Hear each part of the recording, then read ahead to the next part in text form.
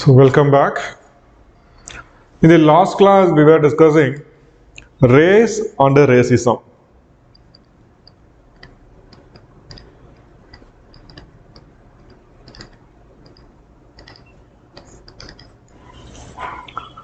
I told you race is a biological classification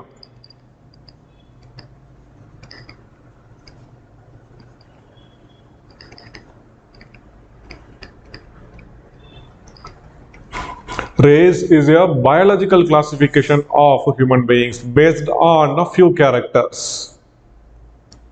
Few characters which we can measure. All those measurable characters we call it as morphometric. But few characters we cannot measure, just we can see. Those are morphoscopic.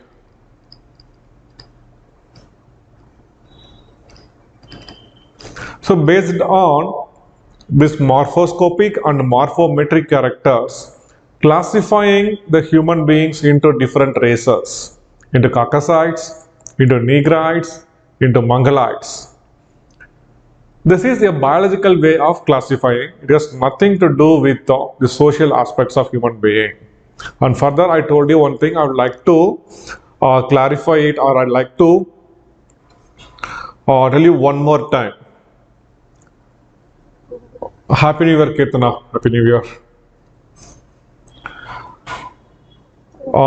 For these biological characters to be racial, it should be genetic.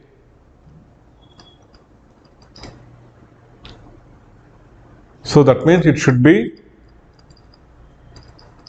hereditary. That means these characters will be inherited from the parents to the offsprings. And these characters should be least influenced by the environment. Least influenced by the environment. Least influenced by the environment. Got it? So what is racism? Racism is a social aspect that we will discuss shortly. Before that, in the last lecture we have discussed about the morphoscopic characteristics. Morphoscopic, like skin color, then the epicanthic fold, hair form, texture, etc. Using that, right, we have classified how we can classify human beings into the three prominent races: Caucaside, Mongoloid, and Negroid. So now let us discuss few prominent morphometric characters.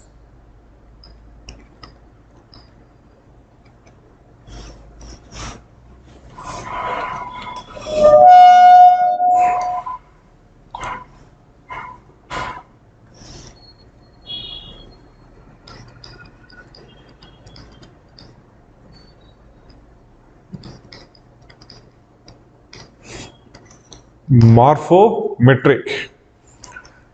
That means metric. These are characters which can be measured. Which can be measured. Let us discuss these one after other. This first one, cephalic index.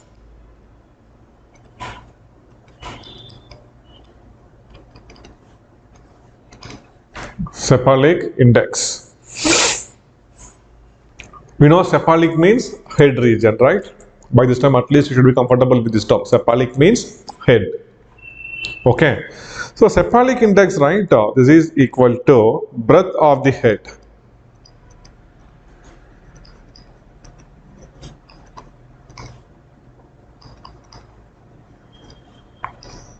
divided by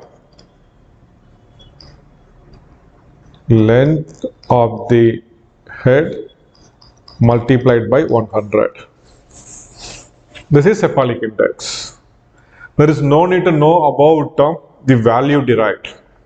So 0.75 means above 0.7 to 0.75, 0.65 to so there is no need to know these values. Just remember, based on the cephalic index, human head is divided into three types: dolichocephalic, mesocephalic, and then brachycephalic.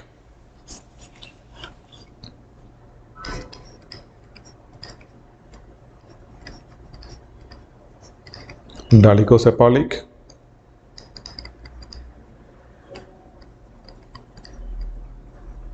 mesocephalic, brachycephalic. So dolichocephalic means a long and a narrow head. Brachycephalic means more round a head. In between this lies the mesocephalic. So look at the length here.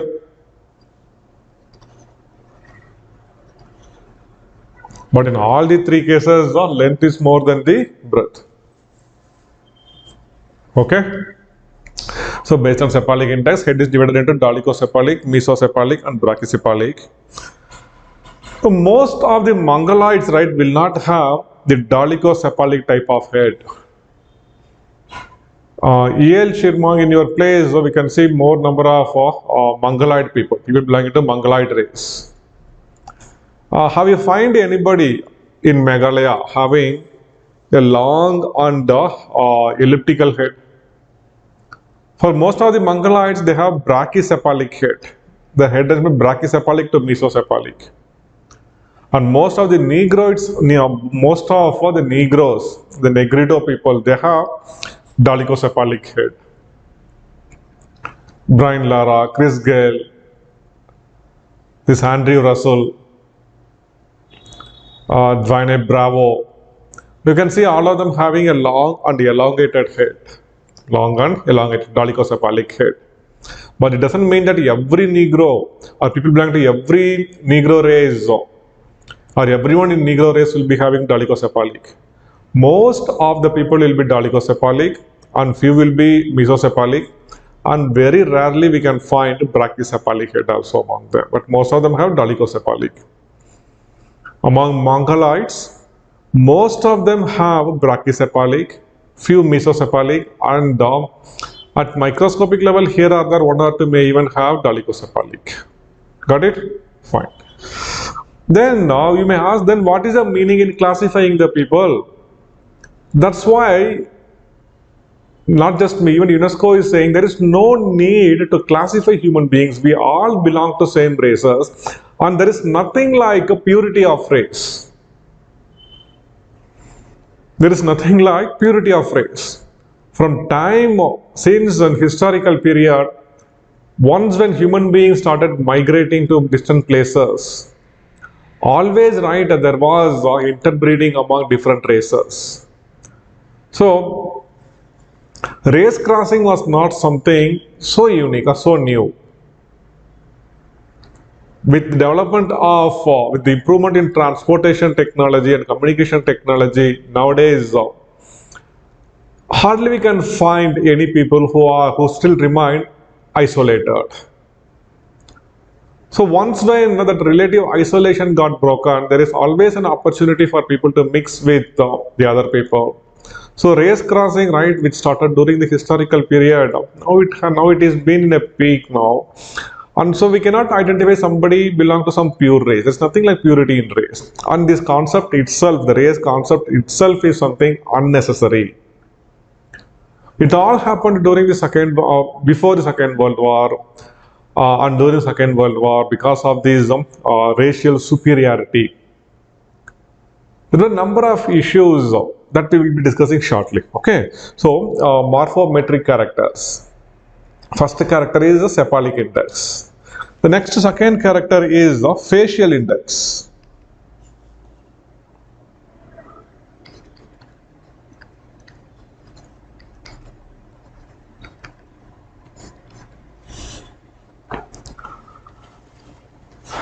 Facial index.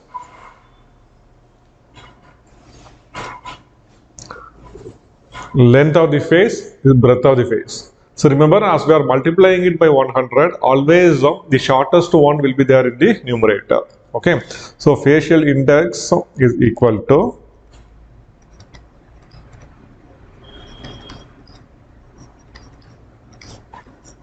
breadth of the face divided by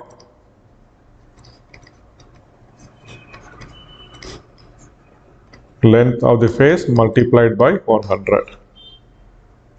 So based on this facial index, human face is classified into europroscopic.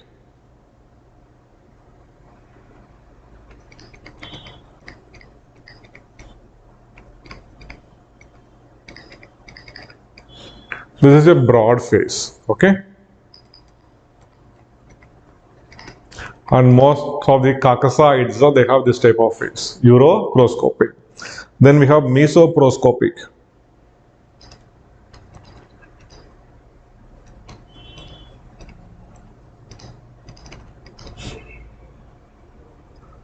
This is in between broad and narrow. And most of the Mongoloids have mesoproscopic face. Then leptoproscopic.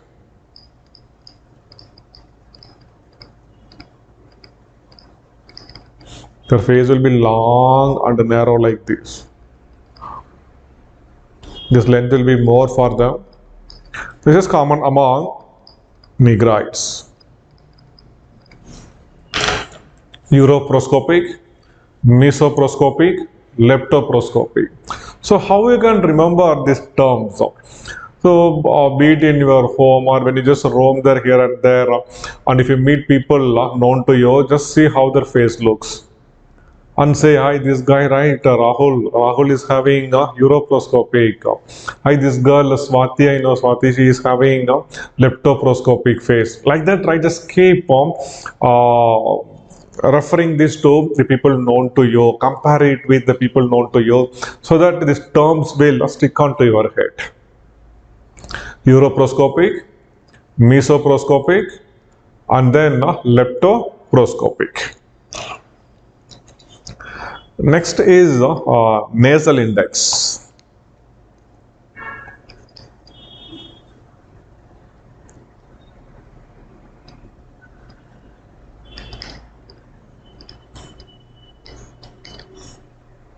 Nasal index. Again, breadth divided by length multiplied by 100. In this, there is one small thing actually. Among the Ituri tribe of Africa and most of the Negroes living in the equatorial region of Africa, for them, the breadth of the nose will be more than the length of the nose. They'll have wide open nostrils. Their nose will be like this.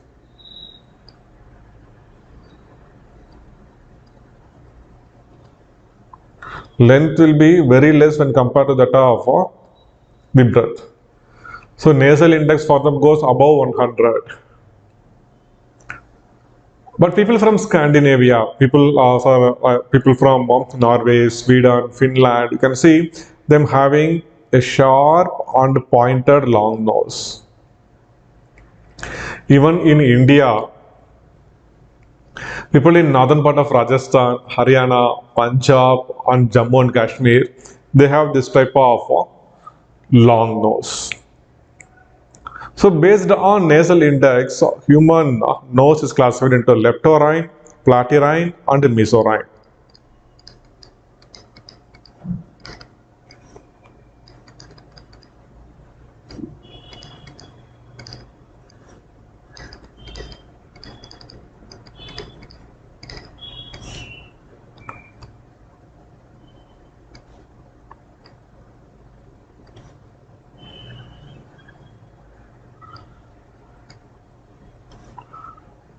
We just draw some small diagram like this so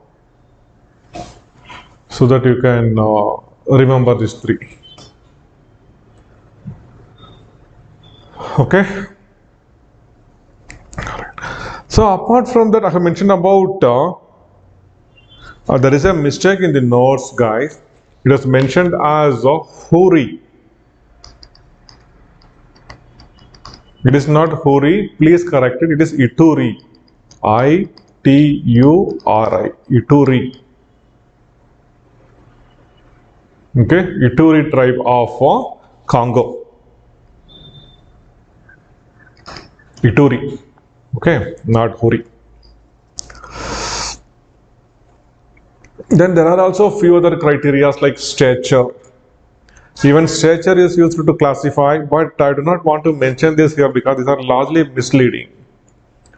Negroes, are they tall or are they short?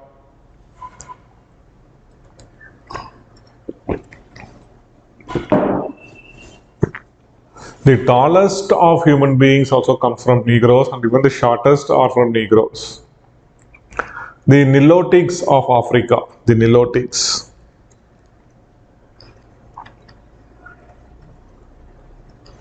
They live in Sudan. They are the tallest of tall human beings. Their average height will be 6'2", 6'3", and I have one friend from he is from Sudan. His name is Manas. That guy is 6 feet 6 inch tall. His wife is 6 feet 2 inch tall. Extreme height actually. Nilotics. So. On the other hand, the shortest of short, right? They are from the pygmies of Congo Basin, the Sakais, the Semas, right? They are very short, and their average height will be around 4 feet. We cannot find very tall people among the Mongolites. And Caucasites, right? There is from medium tall to tall. But still, I do not want to use tallness as a criteria. But earlier it was used as a criteria to classify people in different races. But strictly, right, we cannot classify. We cannot say Mongolites are short. We cannot say Negrites are tall. We cannot say Caucasites are in between. Okay, so the proportion varies, so better avoid these confusing things, but let us focus only on these three morphometric characters: cephalic index, facial index, and the nasal index. Europroscopic, mesoproscopic, leptoproscopic. Leptorhine, platyrhine, mesorhine. Dolichocephalic, mesocephalic, brachycephalic. So try to know this thing, that is sufficient. Okay, so now I told you about racial criteria. Racial criteria is purely biological, and it has nothing to do with racial criteria. So before going into racism, let us discuss about race crossing in man.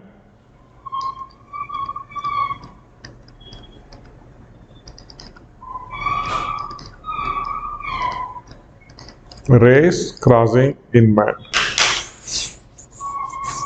Africa is called as a dark continent.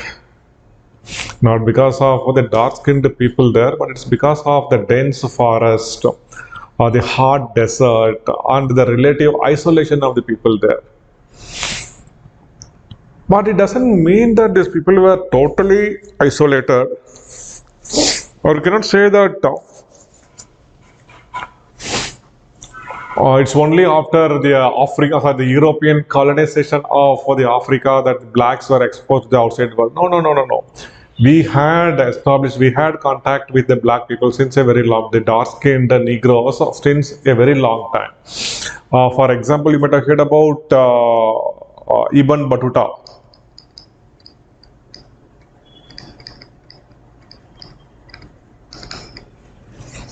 Ibn Battuta, he was a Moroccan traveler. He came to India. Our Muhammad bin Tughlaq was very much impressed with the Ibn Battuta's knowledge, and he made him to sit permanently in his court. But later, when he needed to send somebody to China as an embassy, he asked Ibn Battuta to leave to China. But Ibn Battuta was not very much interested to go to China because he was so happy eating biryani in the Mughals' hospitality, sitting in the time Tughlaqabad fort. Tughlaqabad. He said, but he cannot disobey the Sultan's order, right? He said, yes, Sultan, as per your order, I will go to China. I need to go to Bengal. From Bengal, I'll take a ship and I'll go to China. Then he went to Bengal. After boarding a ship in the midway in Bay of Bengal, he asked the captain of the ship to turn the ship towards Morocco, and he went back to Africa. He was a black. You might have heard about the Siddhis. The Siddhis of Jinjira. They were in Salsat and Basain. Now the Siddhis we can see in parts of northern Karnataka and Maharashtra. Well, Siddhis are black Negroes and they have migrated from Ethiopia, from Africa to India. And even with this it's not just the race class didn't start with these. In the ancient time, you might have heard about the invasion of Genghis Khan.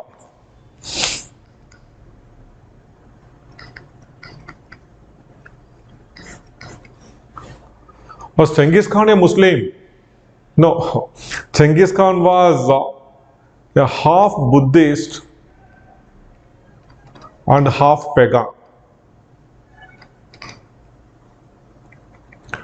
One primitive religion practiced in the then part of Central Asia, Mongolia, this area. So what made Genghis Khan to invade India? The so-called Mongol invasion.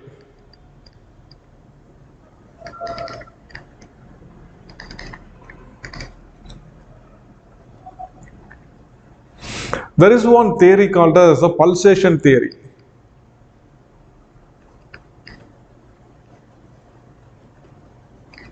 This pulsation theory explains about the Mongol aggression, the Mongol invasion of the West.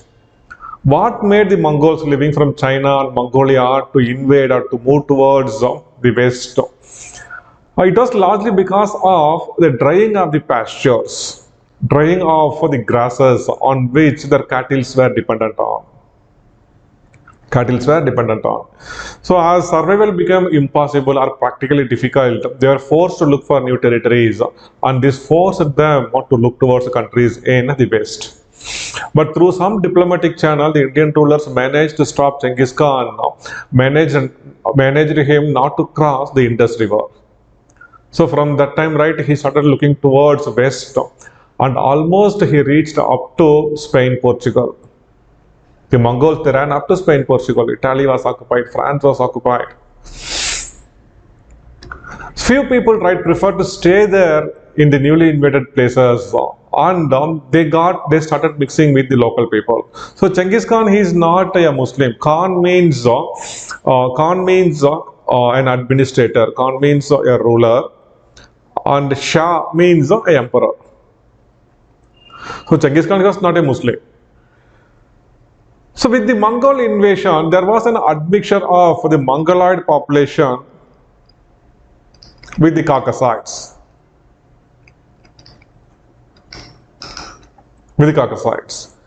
This happened starting from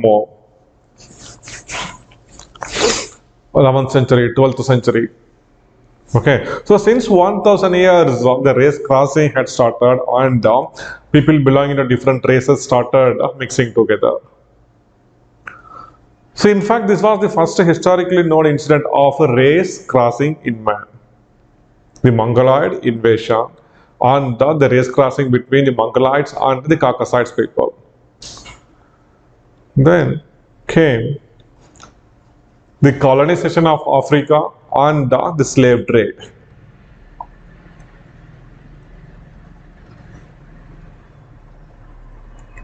From Africa,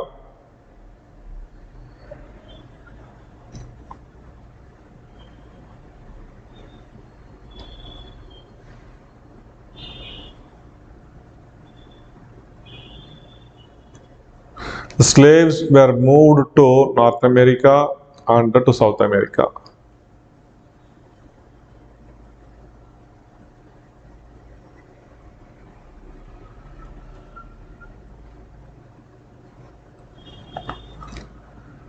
Okay, so what happened in South America when the people who traveled from Portugal, Spain, and Europe, right? So this distance is bit more. This distance is bit more when compared to this distance. But still, even this is a huge distance actually. And people who, the whites who migrated from Europe to South America, whenever people migrate crossing large oceans, they cannot afford to take their woman with them. They cannot afford to take woman with them. They will drink and finish all the water and they'll make the man to starve. And if there is shortage of food, they will shout, I'm hungry, I'm hungry, I'm hungry. So better most of the time, it is men who travel. If 100 men traveled here, they might have managed to take some 10 women with them, that's it. So mostly it is the men who traveled here, settled here. And the white men who went there to this continent, they got married to the local woman here. So in the continent of South America,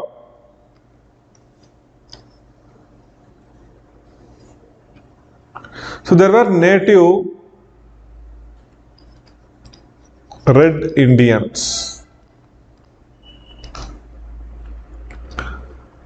So the whites who went there, they got married to the red Indians, and the kids born to them were called as mestizos. These red Indians, right? Uh, they are slightly Mongoloid and Caucasoid mix actually. The red Indians. Okay, so these they are called as mestizos. Then came the blacks through slave trade, and few whites, right? They even managed to marry the blacks. The kids born to whites and the African Negroes, right? They are called as mulattoes.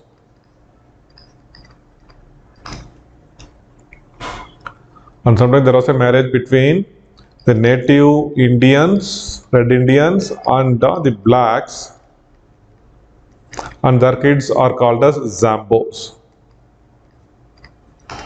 So remember these three terms: mestizo, mulatto, and Zambo. Mestizo, mulatto, and Zambo. So they are very classic example for racial admixture, racial race crossing.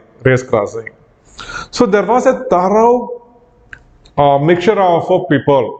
So there was too much of race crossing between the three prominent races, and that's why we cannot find too much of a purity of races among the people in the so-called Latin America or South America. So Latin America is called as the continent without racism.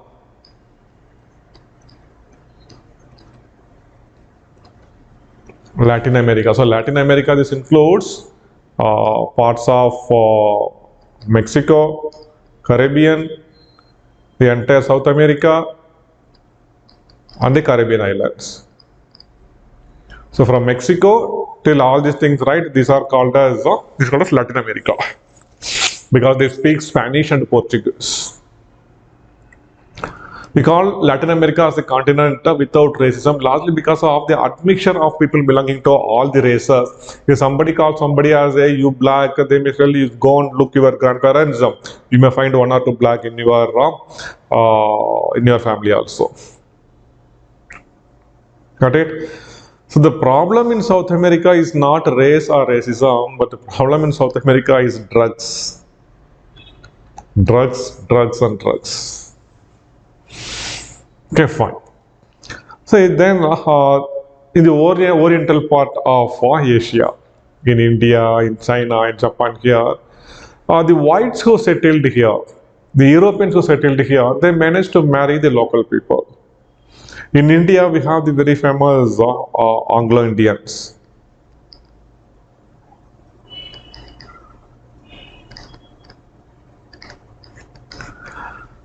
There is a good number of Anglo-Indian population in Chennai city. In every locality, we can find a few Anglo-Indians. There was one recent movie made in Tamil. There's about one old boxing tradition in the Chennai city. The British police officers, even the military officers, they didn't have enough people to play boxing. So they trained the local people in English boxing. So there was one English boxing tradition which was there in Chennai until 1970s. It was about that movie. In that movie, right, they'll show few Anglo-Indians. Anglo-Indians who got mixed with the local people, Anglo-Indians. So this is one good example for racial admixture. Now, with the development of transportation technology and communication technology, the so-called isolation among the people is not there. Now people are finding their spouse through Facebook, they are marrying through WhatsApp, and they are living in Instagram. It happens, right? So now we don't have any barrier now. We don't have any barrier. Be it race, be it religion, nothing comes as a barrier now. Barrier now. So there is nothing like purity of race now. And race as a concept itself is old and outdated. And now racism as a problem racism is not that big a problem. But until recently, we can say until 1960s, the racism was a very big issue. So are you comfortable with the race crossing first? Guys, I didn't give you an elaborate notes for race crossing.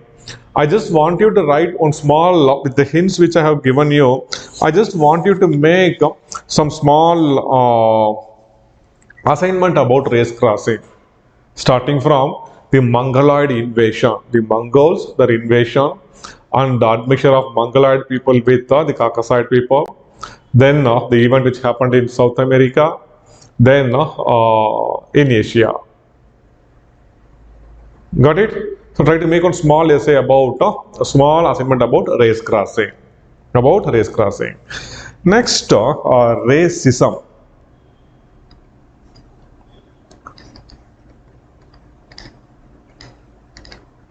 In India, we have casteism.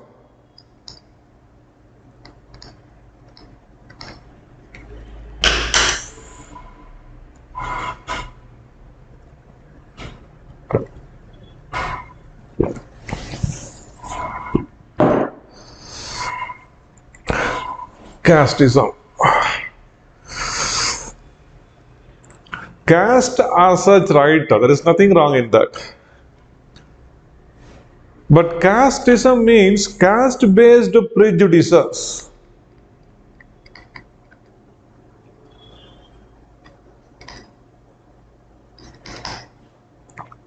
So caste-based prejudices, that means this guy belongs to this caste, so we can expect this behavior from him. This guy, he belongs to a superior caste, then we can always expect a great behavior from him. This attitude is called as casteism. Similarly, racism is a race-based prejudices and race-based superiority and inferiority complex. So racism is based on four important aspects. Number one, skin color.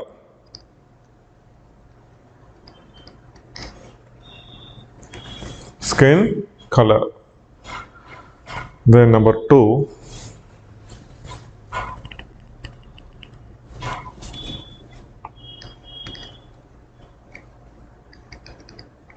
IQ.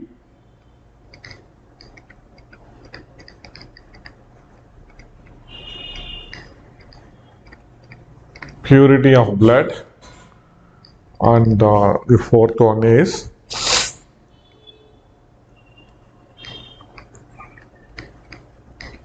superiority of culture.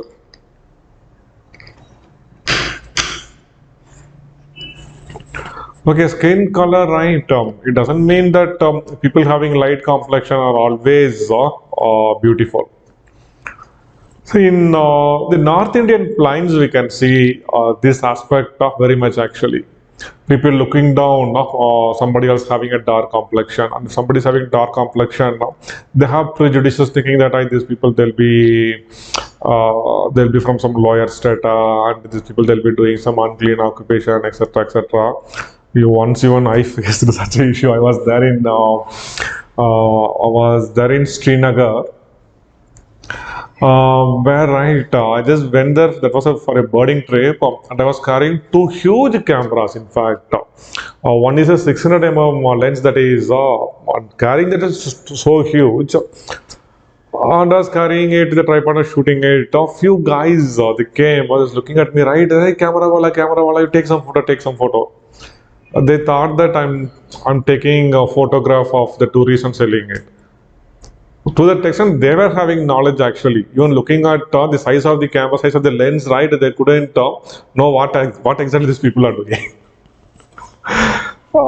See, all these things, right? It's a development which actually matters. Even I was discussing about the inter-religion marriage. If somebody is socio-culturally so developed, or if a region is socio-culturally very much developed, right, people can tolerate this. For example, in states like Kerala, marriage between a Muslim woman and a Hindu boy is not that big a deal actually. People marry. Even A.R. Rahman. A.R. Rahman's mother is a Muslim from Kerala, and his dad, he was a Hindu from Chennai. A.R. Rahman's original name is Dilip. Dilip, and once when his father died, then he converted himself into Islam, and then he changed his name as A.R. Rahman. Okay. See, people here are in this extreme south are more tolerant, largely because of the development in at least the socio-cultural aspect, socio-cultural behavior. But this we cannot expect in some part of the country where the divide between the religion is very high, and the level of enmity and intolerance is growing day by day, day by day, day by day. Okay, and there is one very fantastic article today in Hindu about the pseudoscience, about one calendar which was published by IIT Kharagpur. Try to go through that, find them. So skin color, then IQ. Earlier, right, it was believed that the white-skinned people have a better IQ. That is not always true. One very good example is the two ex-president of United States of America, Barack Obama and his successor. I forgot his name. Okay, that is one good example to tell that IQ has nothing to do with the racism, with the race of superiority and inferiority, and purity of blood. There is nothing like pure blood and impure blood. But the racist elements, right, they just wanted to prove that racial differences exist at the serological level, that is the blood level also. That we'll be discussing in the subsequent lectures, where we discuss about the age, sex and population variation as genetic markers, where we discuss about transferrin, heptoglobin, group-specific component. Okay, fine. But there is nothing like pure blood or impure blood. Then superior culture. African blacks are having a better culture. I asked you to watch one movie, The Gods Must Be Crazy Part 1. And if you look at the initial stages of the movie, the way in which those people live, the happiness which they have, the love and affection which they show for each other, their culture, right, is largely superior than the all other white culture, I tell you. So racism is a myth. Racism is based on race-based prejudices based on these four aspects. And remember, racism as such an issue is not there anywhere. Only at microscopic level, right, here or there, some violence may happen because of racism. But racist attitude is still there. That we cannot deny. The racist attitude, even among Indians, we can see this racist attitude. And many times we do not know that we are racist. And most of the people, they do not know that they are casteist. There are few of my friends that who earlier speak, hey, he belongs to that caste, or this caste people, they'll behave like only this caste people, they'll behave like this only. I try to explain them, caste or caste system is not actually wrong. But the caste-based prejudices you are having, this is wrong. This is wrong. Okay, fine. See, the next is racism as an issue is outdated now. We do not have any issues related to racism. But in the contemporary period, it is the ethnicity which is creating too much of an issue in creating or in affecting the peaceful existence of the human beings. So what is this ethnicity and what are the various ethnic issues that we'll be discussing shortly. Okay, fine. Maybe in under 2 or 3 lectures, we'll start discussing about the concept of ethnicity and ethnic conflicts.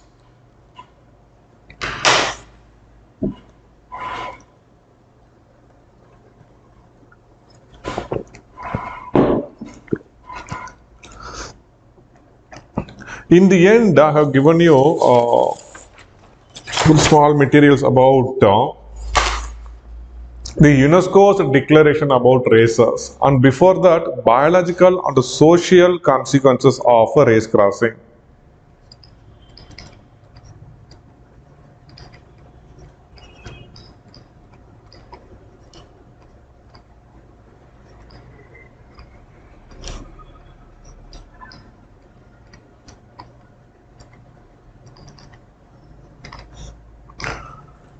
So about the biological consequences, right? Soon we'll discuss, right? Not now. So we'll be discussing one chapter called as consanguineous and non-consanguineous mating. So in that we'll discuss that. Then about social consequences also, please wait for a moment. We'll be discussing later. So I have just briefly few things like, so what happened in Latin America because of race crossing, right? The issue of racism itself is not there. But what are the other social consequences of a race crossing? That we'll discuss later after some time, not now. Okay. So just go through the UNESCO's declaration about races. UNESCO in the year 1952 declared that all human beings on earth, be them belong to Caucasoid race, be them belong to Mongoloid race, or be them from Negroid race, they all belong to one species. That is, they all are Homo sapiens sapiens only. Yes, there are some differences which occurs at the morphological level. These differences are because of the differential adaptation to different climatic conditions. For example, people living in Africa, because of the very hot and humid climate and a large amount of sunlight, they were forced to have a very dark skin. The darkness in the skin is because of an addition of more melanin pigments, that is pigmentation. So there is nothing like superiority or inferiority of races. The racial classification is only biological, and that has nothing to do with the social aspect of human being. Then race cannot be grouped based on nationality, religion, geographical culture and linguistic factors. So if we classify them based on nationality, based on religion, based on geographical and cultural and linguistic factors, that is ethnicity. And it is not race. If you classify somebody as Bengali, it's because they speak Bengali. If you call them as Bengali, it means ethnicity, but not a race. If somebody is from Bihar, we call them Bihari. It is classifying them based on a geographical region. If somebody is from South, we call them Madrasi. So Madrasi was a very common term in North India because there was a time when people had no clue about the places in South India. South India means only one place, Madras.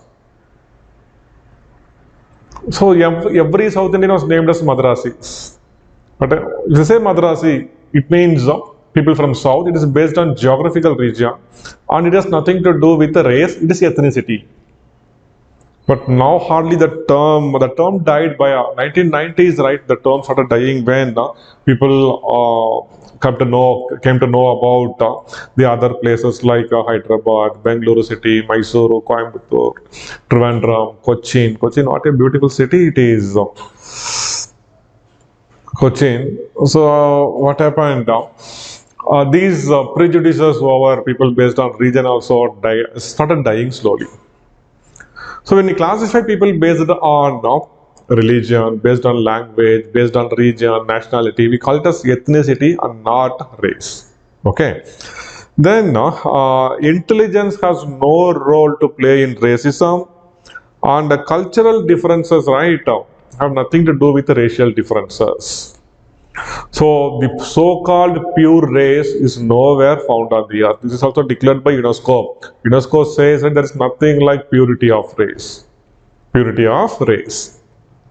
Okay, so guys, about the biological and the social consequences of race crossing, we'll be discussing that in some other chapter. So please wait for a moment. Okay.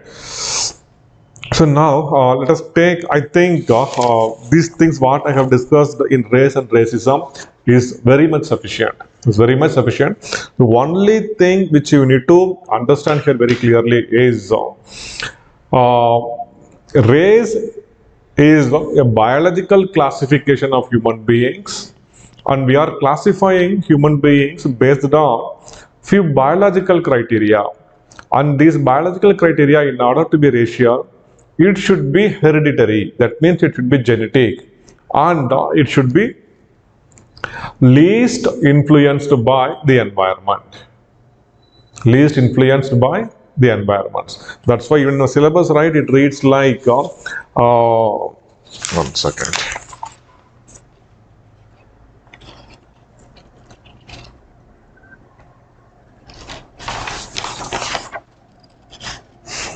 Biological basis and morphological variations, okay. Racial traits in relation to heredity and environment. Racial traits in relation to heredity and environment. So the racial traits, right, should be hereditary. It should be genetic, and it should be least influenced by the environment. Least influenced by the environment. So if they ask you to write a question about racial traits with relation to heredity and environment, is it possible for you to make one essay? Can you just name few examples? Can you cite few examples? And say how it is least influenced by the environment and how it is purely genetic.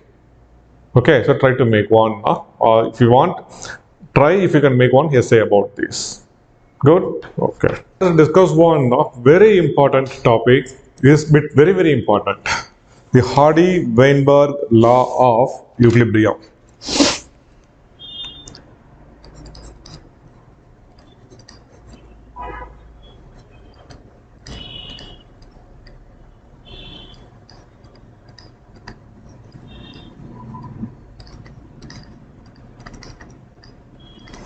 By equilibrium, here we refer to the genetic equilibrium.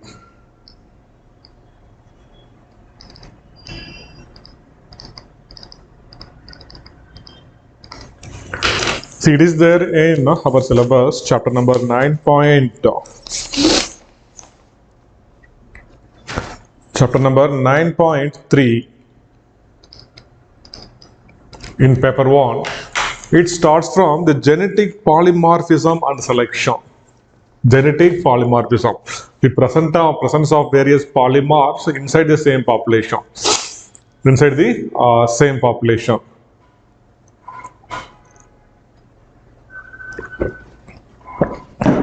I'll tell you one example. So we all are human beings, okay? But my blood group is AB positive. El Chirmang, your blood group, it may be O positive. Kalpana Nayak, yours may be different. See, what makes the difference? That is the presence of antigen above RBC. So this is our RBC, and above this RBC there are few antigens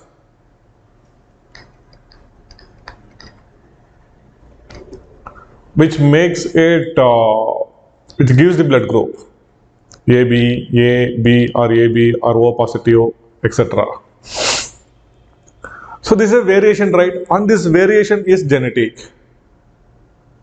Same is the case with the palm prints, fingerprints. This also varies among human beings, right? Though we all have the same set of genes. So this is genetic polymorphism. We will discuss this in length. Genetic polymorphism at the cellular level, at cell surface level, at the serological level, at the phenotypic level. We will discuss that in length. Okay, even at DNA level. The so-called VNTR, restriction fragment length polymorphism, RFLP, all these things we will discuss soon. Okay. So the next in the chapter number 9.3 is the Hardy-Weinberg law, after which Mendelian population causes and changes which bring down the frequency, migration, mutation, selection, inbreeding and genetic drift. From Hardy-Weinberg law and combinedly all these things, right, this deals with the so-called synthetic theory of evolution. Neo-Darwinism and synthetic theory of evolution. Earlier, we have discussed about the rules in evolutionary biology. We have discussed about the Dole's rule, Cobb's rule, Gauss rule, convergence, parallelism, adaptive radiation, mosaic evolution, etc. After that, we have discussed a few Darwinian and pre-Darwinian theory. We have discussed about Lamarckism, the theory of use and disuse, theory of inheritance of acquired characters, etc. You may remember that. Then now we have also discussed about Darwin's theory of evolution, how variation is the very important source in evolution. So Charles Darwin makes it clear that variation is the very important source in evolution, but he is not aware of the sources for the variation. He had no clue that the migration, mutation, selection, migration, mutation, this plays a major role in evolution. He just spoke only about selection, about natural selection. So the improvement of Darwin's theory, including all of the latest developments in biology, even at a molecular level, that makes it the synthetic theory of evolution. So for the synthetic theory of evolution, we need to begin from the Hardy-Weinberg law of equilibrium and the causes which brings down the gene frequency. It is mutation, migration, selection, inbreeding and the genetic drift. Okay. So first let us do the Hardy-Weinberg law of equilibrium.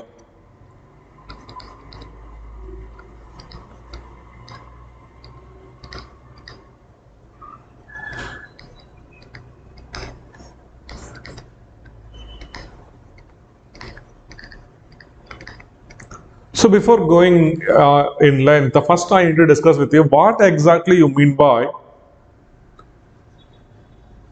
genetic equilibrium. See, there is a population, we say Mendelian population. So Mendelian population is a group of individuals who are capable of interbreeding among themselves. And inside a population, every individual is capable of or have a chance to breed with any other opposite sex. For example, the city New Delhi is there. National Capital Region, NCR. Can we call this as a population? No, we cannot call this as a population. See, there are a number of individuals, they all are capable of interbreeding, no doubt in that. But is it possible that every male have a chance to mate any other woman in the population? No, right? This is a segmented society where people are divided into caste lines, class lines, religion. So only people belonging to a particular class, right? They can think about having this, or can think about marrying a girl from their own class. There may be a rickshaw puller, there may be a sweeper. Can he think about getting married to a girl from the business class in the city? So technically, we cannot call that as a population. So Mendel's population, it is a large population, a large group of interbreeding individuals. That means all the individuals can breed among themselves, and there is an equal chance for every individual to select any other individual by random. Okay. So genetic equilibrium, suppose there is one population, F1. F1 means filial one. Filial means parent-child links.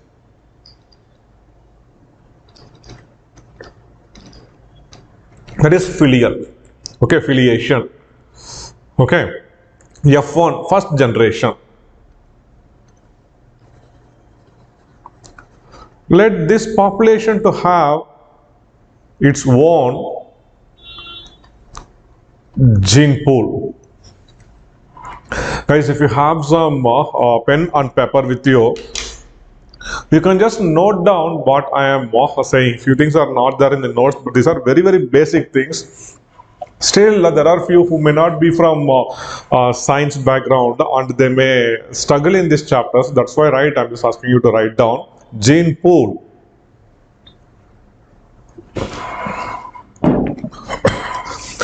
Gene pool, right, this refers to the totality of genes present in a population.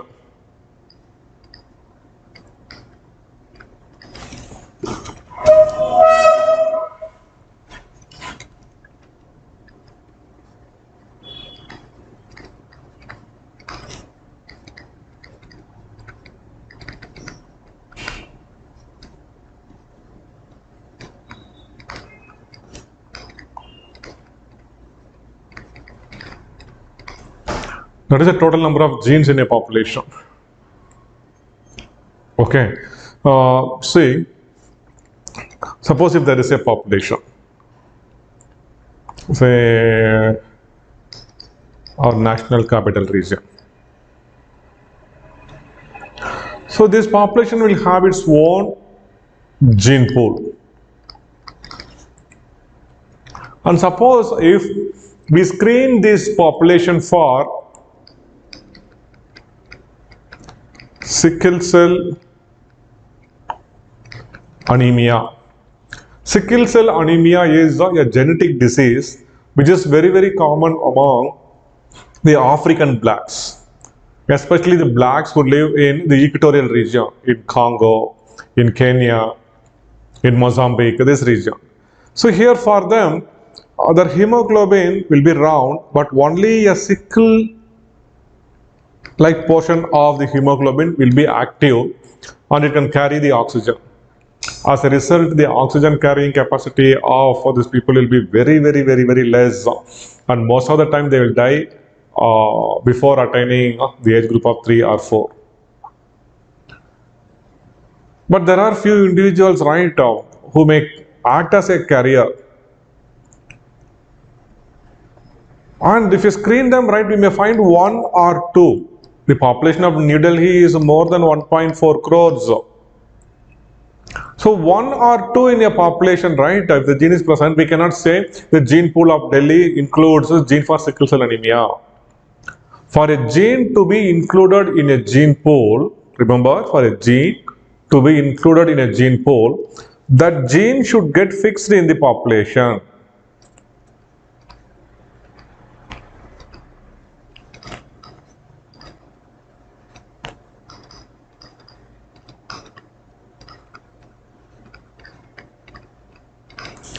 Should get fixed in the population. So getting fixed in the population means, suppose now 1 or 2, right, they are having the genes, but the population is 1 crore. If slowly the gene multiplies, and after some time, if 1 lakh people carry the gene, 1 lakh in 1 crore is 1%, right? So if the proportion of the gene increases more than 1%, then we can tell that that particular gene got fixed in the population. That gene pool includes that particular gene. Okay, so come back here. F1 next generation, F2, F3 next generation, F4. So in all this generation, if there is no change in the gene pool, there is no change in the gene pool, that is, there is no change in the gene frequency or genotype frequency, then the population is said to be in genetic equilibrium. But practically this can never happen, because at microscopic level there will always be some changes which happens in the genetic system with every single generation. We cannot say that there will be an absolute genetic equilibrium, but generally there are no noticeable changes and the gene pool remains the same with every single generation, then the population is in equilibrium.